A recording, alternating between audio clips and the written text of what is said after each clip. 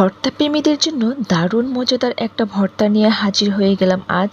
আপনার হাতে তৈরি এই ভর্তা আপনি যাকেই খাওয়ান না কেন সে আপনার প্রশংসা করতে অবশ্যই বাধ্য হবে।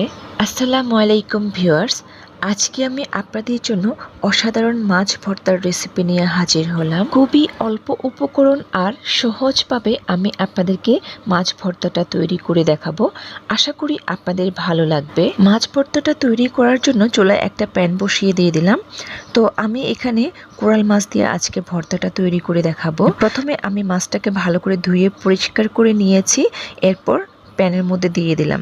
তার মধ্যে সামান্য হলুদ আর হাফ কাপ পরিমাণ পানি দিয়ে মাছটাকে খুব ভালো করে সিদ্ধ করে নেব। আপনারা চাইলে কিন্তু এখানে যে কোনো মাছ দিয়ে এই ভর্তাটা তৈরি করে নিতে পারেন, আবার চাইলে মাছটাকে তেলে ভেজেও এই ভর্তাটা বানাতে পারেন। তবে আমার কাছে সিদ্ধ করে বানালে সবচেয়ে বেশি ভালো, হেলদি মনে হয়। তো মাছগুলোকে আমি এখন ঢেকে দিয়ে 10 মিনিট এভাবে রান্না করে নেব। দেখতেই পাচ্ছেন মাছগুলোকে উল্টিয়ে পাল্টিয়ে আমি রান্না করে নিয়েছি। পানিটা পুরোপুরি শুকিয়ে গিয়েছে। কোরাল মাছে যেহেতু কাটার পরিমাণটা কম থাকে, তার জন্য আমি স্প্যাচুলা দিয়েই কাটাগুলোকে বেছে নেব। এখানে আমার হাত ব্যবহার করার কোনো প্রয়োজন নেই। তো সম্পূর্ণ মাছের মধ্যে আমি মনে হয় 7-8টা মতো কাটা পেয়েছি। তো কাটাগুলোও সাইজে বড় ছিল, তো আমার বেছে নিতে খুবই সহজ হয়েছে। আপনারা চাইলে হাত দিয়েও কাটাগুলো বেছে নিতে পারেন, কোনো সমস্যা নেই। তো আমার মাছের কাঁটাগুলো বাছা হয়ে গিয়েছে। এখন আরেকটা প্যানের মধ্যে আমি দিয়ে দিলাম 1 টেবিল চামচ সরিষার তেল। সরিষার তেলটা খুব ভালোভাবে গরম করে নেওয়ার পর এখানে আমি 10 থেকে 12টা মতো শুকনো মরিচ দিয়ে দিয়েছি। চুলার আঁচটাকে মিডিয়ামে রেখে মরিচগুলোকে একটু সময় নিয়ে ভেজে নিতে হবে।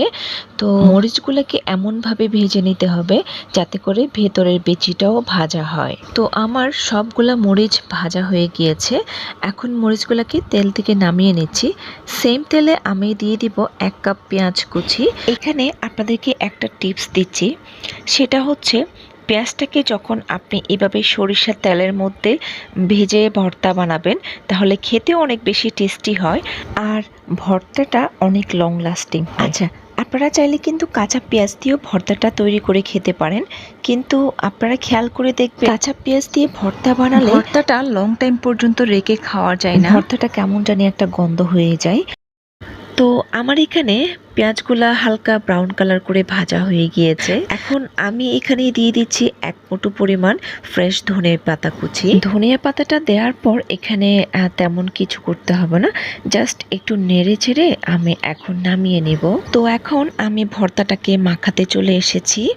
এখন শুকনো মরিচের উপরে হাফ চামচ লবণ দিয়ে মরিচটাকে খুব ভালোভাবে কচলিয়ে নেব। মরিচটা যখন খুব ভালোভাবে কচলানো হয়ে যাবে, এরপর পেঁয়াজ এবং ধনেপাতার সাথে ভালোভাবে মিক্স করে নেব। এখন এর মধ্যে অ্যাড করে দিব ওই যে আমি আগে থেকে কাটা বেছে রেখেছিলাম মাছ, সেই মাছটাকে এর মধ্যে অ্যাড করে দিচ্ছি। তো মাছটাকে নিয়ে নেওয়ার পর সম্পূর্ণ ভর্তাটাকে আমি কচলিয়ে মাখিয়ে নেব। আচ্ছা, আপনারা চাইলে কিন্তু ভর্তাটাকে পাটায়ও বেটে নিতে পারেন, তবে আমার মনে হয় এইভাবে হাত দিয়ে কচলিয়ে একবার খেয়ে দেখবেন, খেতে কিন্তু ভীষণ দারুণ লাগে।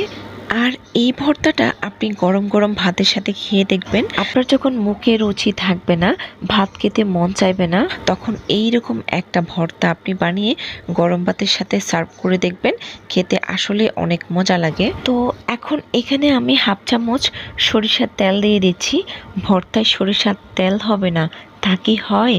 তো সরিষার তেলটা দিয়ে দেওয়ার পর এখন আবারও আমি খুব ভালোভাবে মাখিয়ে নিব। তো মাখানো হয়ে গিয়েছে। এখন আপনাদেরকে একটা সার্ভিং প্লেটে সার্ভ করে দেখিয়ে দিচ্ছি। আপনারা আমার এই ভর্তার রেসিপিটা বাসায় অবশ্যই ট্রাই করতে পারেন, আশা করি আপনাদের ভালো লাগবে। আর ভিডিওটা ভালো লাগলে ভিডিওটাকে একটা লাইক দিয়ে চ্যানেলটাকে সাবস্ক্রাইব করে দিবেন। ভিডিওর নোটিফিকেশন সবার আগে পাওয়ার জন্য বেল বাটনটাকে অল করে দিবেন আর তার সাথে সাথে পেজটা ফলো দিয়ে দিবেন। তাহলে ভিউয়ার্স, আজ এই পর্যন্তই।